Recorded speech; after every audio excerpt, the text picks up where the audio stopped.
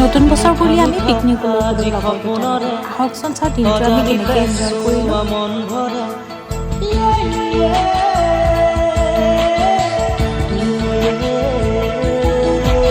মিঠা মিঠা আজি সপোনৰে অজানিতে চোৱা মন ভৰে।